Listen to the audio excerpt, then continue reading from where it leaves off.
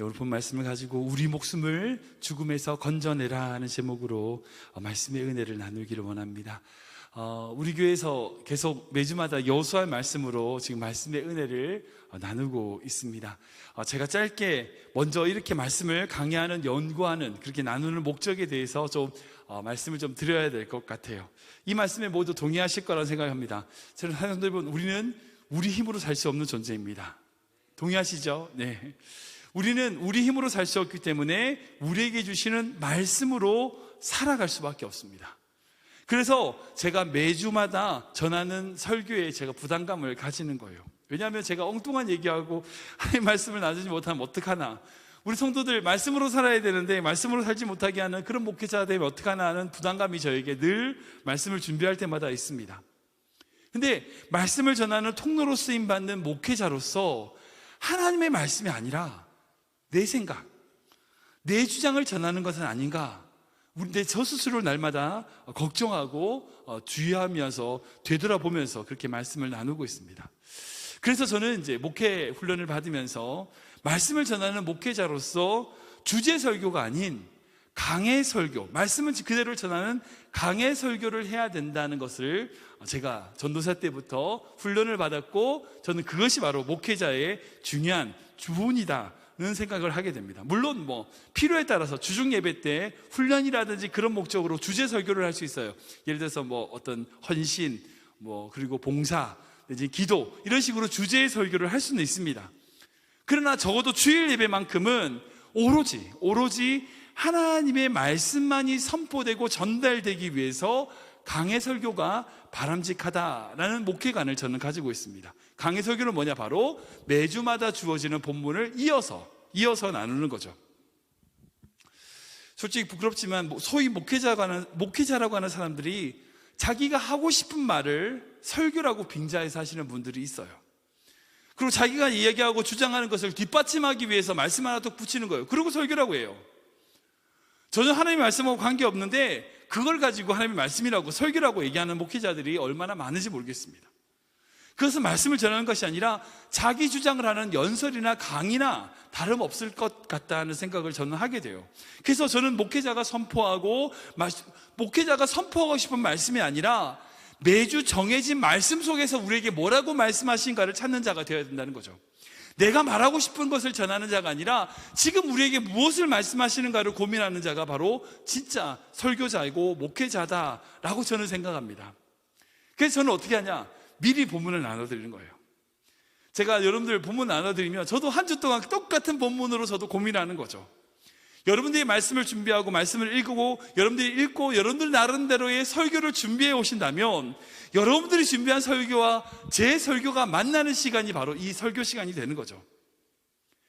즉 매주마다 나눠지는 그 말씀으로 여러분들이 각자가 말씀을 연구하고 말씀을 묵상하고 되새겨서 가지고 오신다면, 그렇게 오신다면 제 설교 가운데 또 다른 것, 제가 전하고자 하는, 제가 깨달은 것 말고 또 다른 것을 발견하는 은혜가 있을 겁니다. 그래서 저는 이제 한 주 전에 말씀을 나눠드리고 그 말씀으로 저 또한 묵상을 하면서 그 다음 주일날 설교를 하고, 또 그 나눠진 말씀이 성도들 간에 소그룹이나 구역 예배로 서로 나눠지는 것, 이것을 제가 꿈꿉니다. 이것을 3겹줄 목회, 3단계 목회, 이런 유기적인 목회를 저는 꿈을 꾸는 목회입니다. 물론 성도님들이 생업에 바쁘시거나 힘드셔서 말씀을 많이 보거나 그렇게 하시 못하시죠. 그러나 말씀으로 살아야 된다고 하는 그리스도인이라면, 어차피 읽는 말씀이라면 우리 교회가 함께 한 말씀을 읽으며 한 말씀 안에서 서로 받은 은혜를 나누는 것, 여러분 그게 진짜 교회 공동체라는 거예요.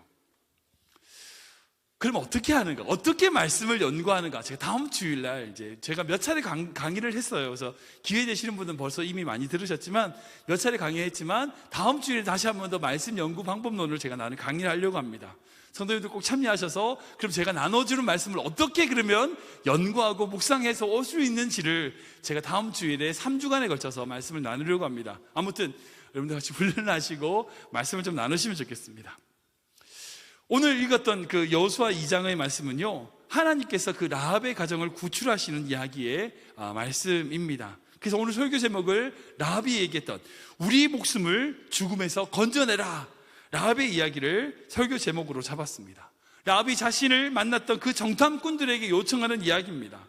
근데 사실 라합은 이스라엘 사람 아니잖아요. 만약에 지금 우크라이나 전쟁이 났는데 이스라엘, 우리 한국 사람이든지 미국 사람이 있다면 어떻게 해야 돼요? 어떤 수단과 방법을 가리지 않고 그 사람들을 안전하게 구출해내야 되는 게 국가의 책임이잖아요. 근데 라합은요, 이스라엘 사람이 아니에요. 여리고 사람입니다. 그 여리고 사람임에도 불구하고 정탐꾼을 좀 도와줬다는 것으로 마치 당연히 나를 구출해야 된다는 것을 요청하고 있다는 거죠. 요즘 한국인 대통령 선거 때문에 많이 시끄러운데, 이 대통령 선거가 등장하면서 이제 많이 등장하는 단어가 있습니다. 뭐냐면 바로 내로남불이라는 단어입니다. 요즘 이제 워낙 많이 쓰니까 다 아시는 이야기죠. 혹시 여러분들 모르시는 분 계실지 몰라서 제가 설명하냐면, 내로남불, 이게 무슨 뜻이냐면 내가 하면 로맨스, 남이 하면 불륜, 이게 내로남불입니다.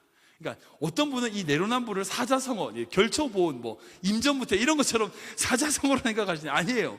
내가 하면 로맨스, 남이 하면 불륜, 이게 내로남불입니다. 무슨 말이냐? 내가 하면 자신에게는 관대하지만 남이 하는 똑같은 걸 남이 하면 남을 비판하는 거예요. 어떤 기준이 나냐, 그 사람이냐는 것으로 판단이 된다는 거죠.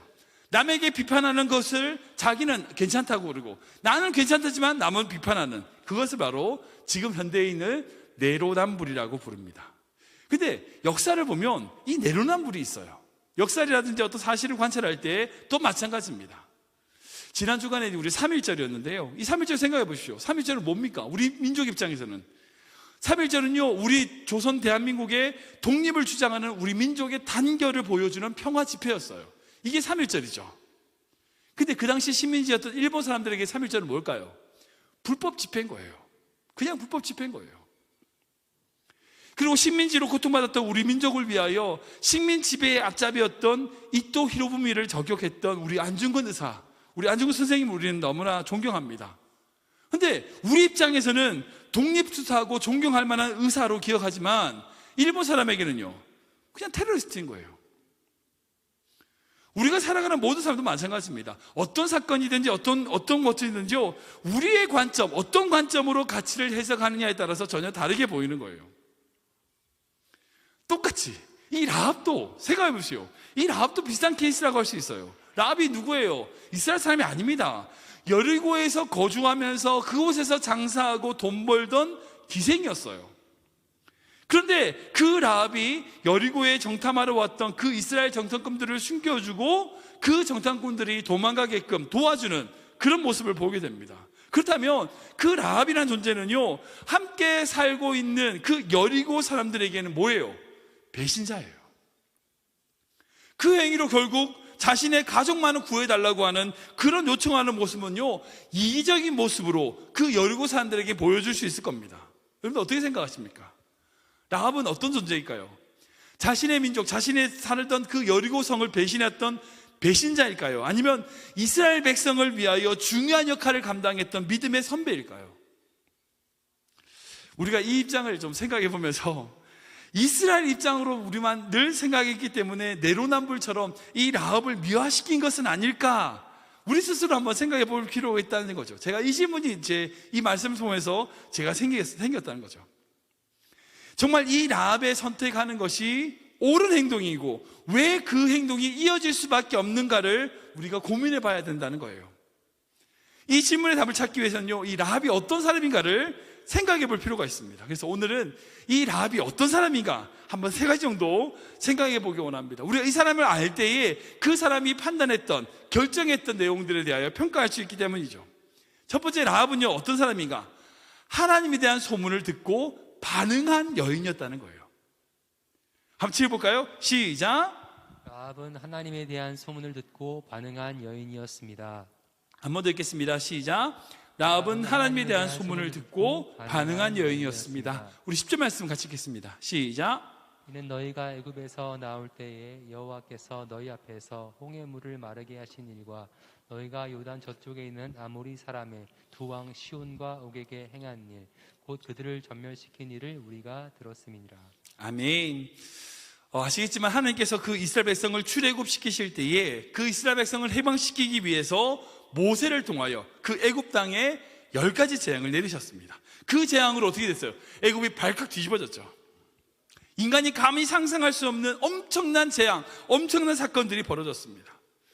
그 이야기가 사람들의 입에서 입으로 전해져서 소문이 났어요. 여러분들 생각해 보세요.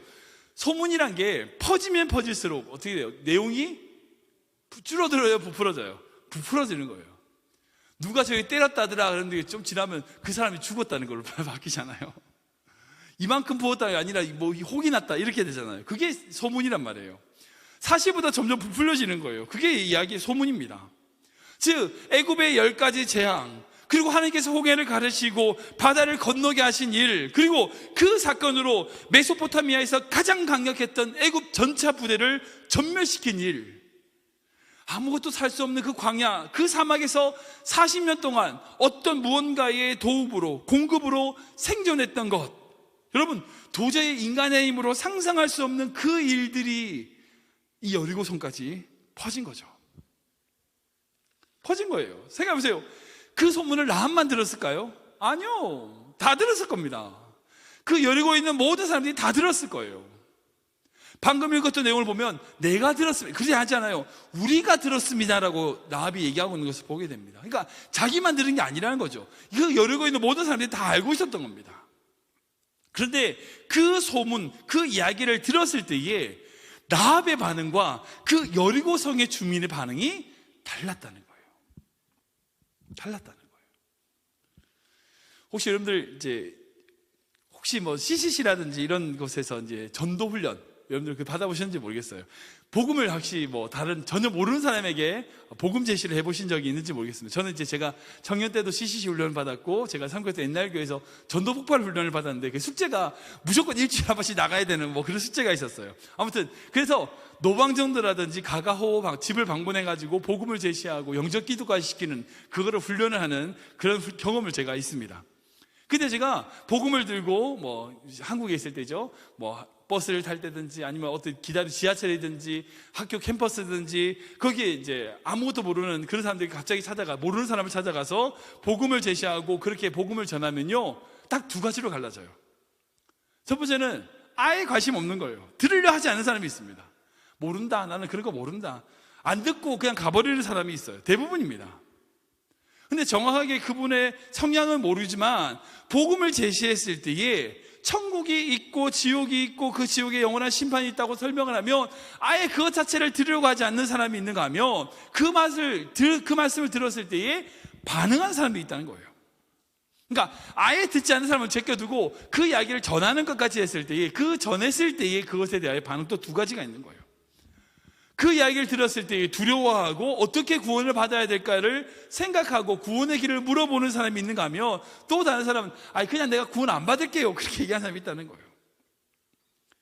우리가 전도할 때 우리 그 사람을 억지로 믿게 할 수는 없잖아요. 그러니까 우리는 구원을, 복음에 대하여 전하는 것까지만이 우리 역할이니까 우리가 전하기만 하면 되는 거죠. 근데 결국은 우리가 복음을 전한다 할지라도 결국 그 구원의 결과는요, 그 사람의 반응에 따라서 결과가 되는 거죠. 많은 성도님들이 이런 생각하세요. 왜 하나님은 그 여리고성을 그렇게 공격하고 사람들을 죽이셨을까? 왜 그렇게 죽이셨는가? 이렇게 묻겠지만요, 오히려 저는 그 여리고에 사는 사람들에게 물어보고 싶어요.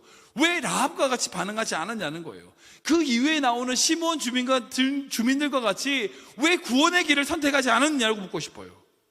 그런 관점에서 본다면요, 여리고 성을 무너뜨리고 그 모든 자들을 죽이려고 하는 그런 것들을 하나님이 일부러 그들을 죽이기 위하여 정복하신 것이 아니라는 거예요. 버리신 것이 아니라는 거예요. 그 여리고가 심판받을 때가 되었기 때문에 이스라엘 백성을 통하여 심판하신 거죠. 그리고 그 심판 앞에 어떻게 해요? 구원의 길을 예배해 놓으셨어요. 준비해 놓으셨어요. 그 증거가 바로 라합이에요. 라합은 분명히 구원을 받았단 말이에요. 그러면 그 여리고성의 사람들 중에서 라합과 같이 반응한 자는요, 구원을 받은 거예요. 지금도 마찬가지예요. 이 세상의 사람들에게 복음을 증거하면 라합과 같이 반응한 자는 구원을 받고요, 라합과 같이 반응하지 못하면 여리고 사람들처럼 되는 거죠. 생각해보세요. 이 라합은요, 기생이라는 직분을 가지고 있어요. 이 기생이라는 직업은요, 좀 어찌 보면 가장 천박하고 가장 타락한 직업 중에 한 가지입니다. 그러면 이 라합은요, 적어도 여리고 성이 멸망할 것을 알고 있었을 거예요. 이런 사회 구조, 이런 땅은, 이렇게 죄가 간영한 세상은 망할 수밖에 없겠다. 분명히 이 여인은 그런 생각을 했을 거예요.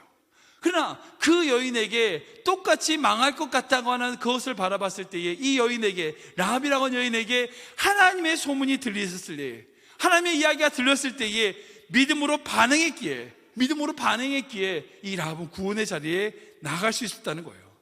즉, 중요한 것은 자신 앞에 있는 구원의 기회를 이 라합은 놓치지 않았다는 거예요. 그녀가 얼마나 죄가 많이 있냐, 얼마나 나쁜 짓을 했냐, 그게 중요하지 않아요. 구원의 길이 그 앞에 있을 때에 그 구원의 길을 놓치지 않았다는 것, 이것이 라합이 구원받은 가장 중요한 핵심이라는 거예요. 사랑하는 성도 여러분, 여러분의 인생 가운데 분명히 하나님은요, 여러분들을 위한 구원의 통로를 준비하셨어요. 어떤 것인지 저는 모릅니다. 각자마다 다 달라요. 하나님께서 우리를 그렇게 부르셨기에, 그 구원의 통로를 부르셨기에 지금 우리가 이 자리에 있는 거죠. 예수 그리스도를 주라 고백하는 거죠. 또한 마찬가지입니다. 이 세상이 아무리 무너지고 아무리 혼란 가운데 정말 고통과 문제 가운데 있다 할지라도요, 하나님은 하나님의 백성을 위하여 구원의 길을 여시는 분을 믿으시기 바랍니다. 우리가 그분을 신뢰하고 의지할 때에 우리를 위하여 일하시는 주님의 손을 보이는 것, 여러분, 그것이 바로 신앙생활이라는 거예요. 두 번째 라합은 어떤 사람인가? 바로 두려워할 것을 두려워한 여인이었습니다. 우리가 찍어볼까요? 시작. 라합은 두려워할 것을 두려워한 여인이었습니다. 한 번 더 읽겠습니다. 시작. 라합은 두려워할 것을 두려워한 여인이었습니다. 우리 11절 말씀 읽겠습니다. 시작. 우리가 듣자 곧 마음이 녹았고 너희로 말미암아 사람이 정신을 잃었나니 너희의 하나님 여호와는 위로는 하늘에서도 아래로는 땅에서도 하나님이시라. 아멘. 이 11절 말씀에 라합의 분명한 하나님에 대한 고백이 있어요. 하나님이 어떤 분인지 고백하고 있습니다. 위로는 하늘에서도 아래로는 땅에서도 하나님이시다. 여호와는 하나님이시다. 즉 하늘과 땅, 이 세상을 창조하시고 다스리는 분이 바로 하나님이시라고 분명하게 라합은 고백하고 있다는 거예요. 방금 말씀드린 것처럼 이 라합에게 하나님에 대한 소문이 들렸을 때에 그 구원의 손길에 믿음으로 반응하는 모습을 가졌습니다. 그리고 하나님은 하나님이 보내신 그 정당권을 통하여 구원을 받게 하셨어요. 근데 생각해 보세요. 그 일 또한 두렵지 않았을까요? 만약 그 정당권을 숨겨주는 것을 여러 사람이 들켰다면 어찌 될까요?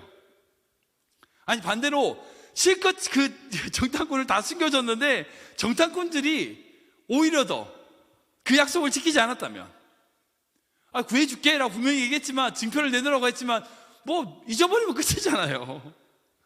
이 라합은요, 어느 한쪽도 믿을 수 없는 상태입니다.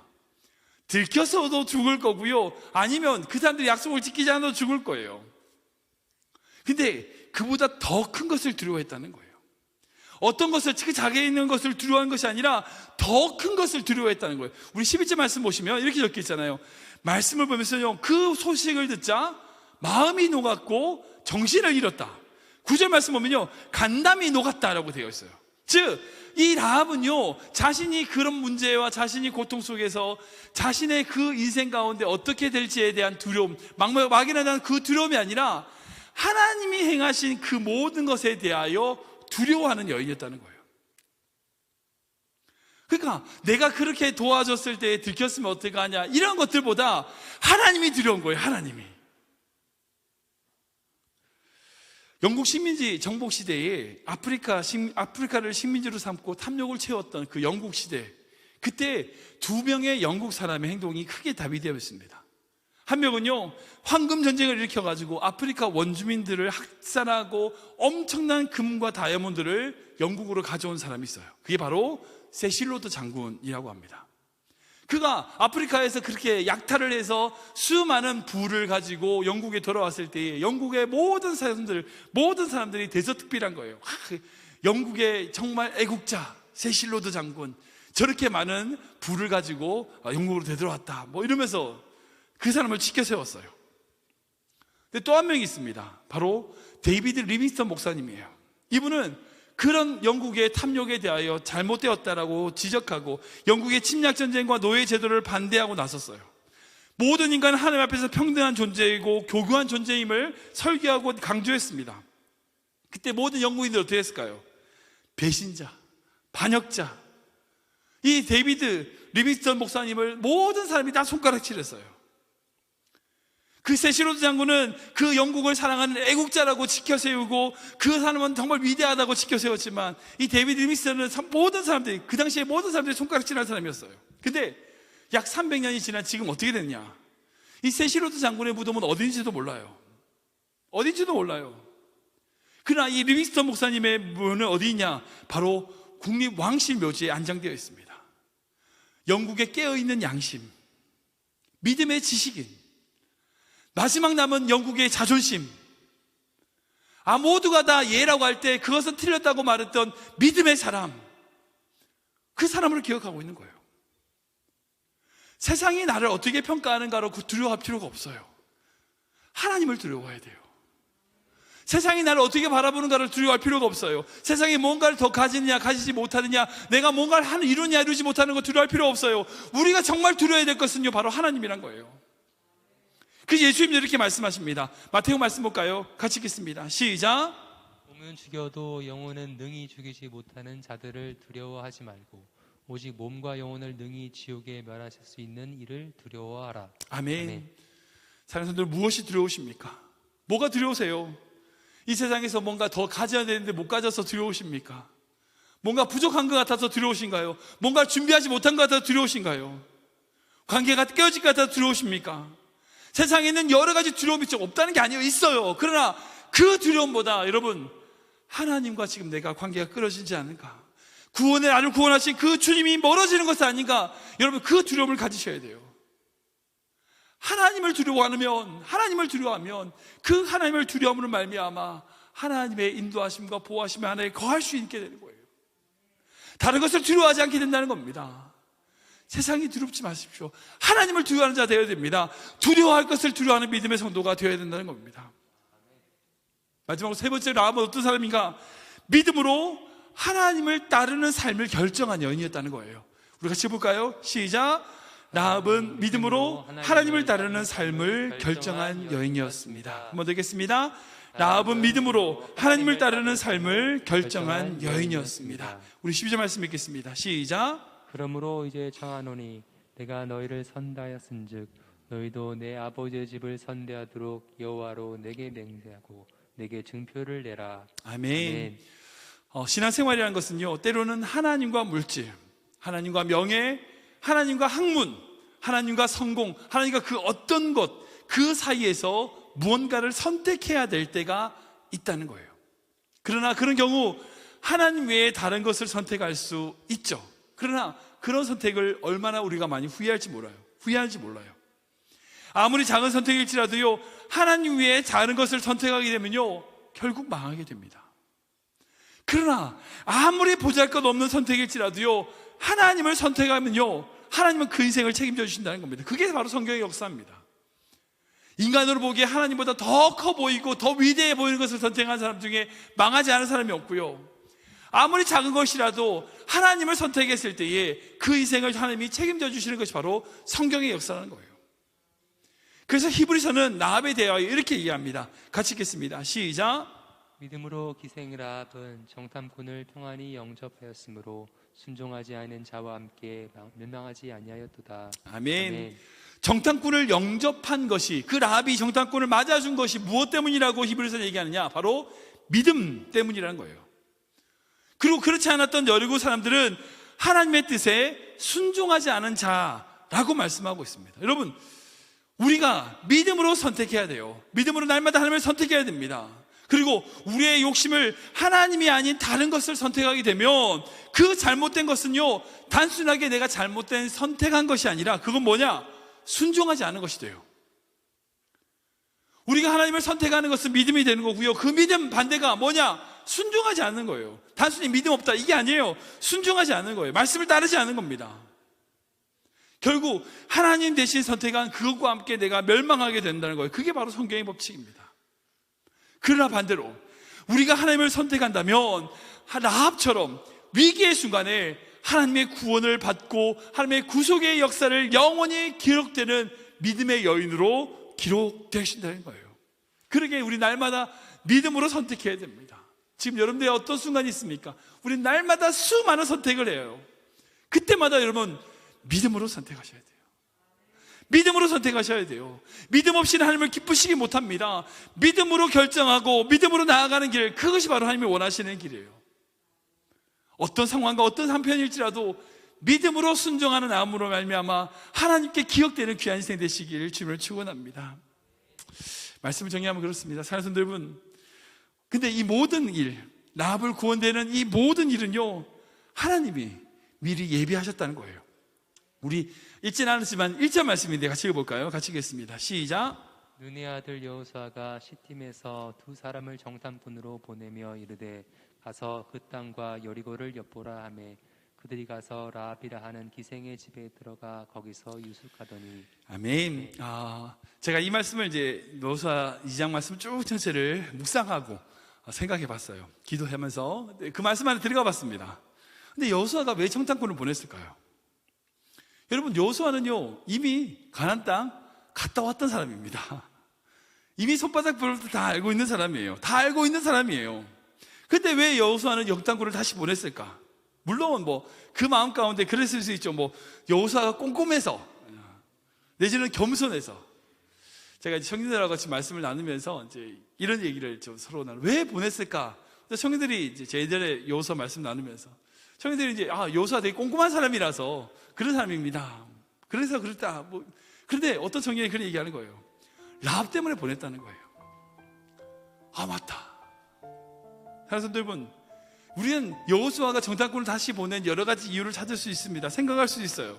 그리고 그 여리고성을 살피러 갔을 수도 있어요. 근데 결국 여리고성은 어떻게 무너져요? 안에 안 들어가요. 밖에만 빙빙 돌다가 소리 지르니까 무너진다고요. 그러니까 굳이 거기 정탐할 필요가 없어요. 왜 정탐꾼이 여리고성을 들어갔냐? 라합을 구하기 위해서요. 라합이 믿고 의지하고 두려워하지 않아서 구원받았다, 그렇게 착각하시면 안 돼요. 그 라합조차도요, 구원하시는 하나님의 손길, 예비하시는 손길이 있었기 때문에 구원받게 되는 거예요. 하나님께서 그 라합을 구원하기 위하여 정탐꾼을 예비하신 분이라는 거예요. 사랑하는 여러분, 지금도 우리를 위하여 하나님은 정탐꾼들을 준비하세요. 표현하자면 그러죠. 우리에게 도움과 우리에게 인도하시고 우리의 길을 보여주기 위하여 또 다른 뭔가를 준비하시는 분, 그분이 우리 하나님이시라는 거예요. 여러분들 가정 가운데 여러분들 자녀가 길을 잃어본 것 같습니까? 어딜 갈지 모르는 것 같습니까? 걱정하지 마세요. 하나님이 또 다른 라합, 여러분의 그 라합을 위하여 하나님이 또 다른 정탐꾼을 준비하시는 분들을 믿으시기 바랍니다. 믿음으로 이 라합이 반응했던 것처럼 주님의 그 손길을 바라보고 나아갈 때에 우리를 붙드시는 주님의 손길을 경험하게 된다는 거예요.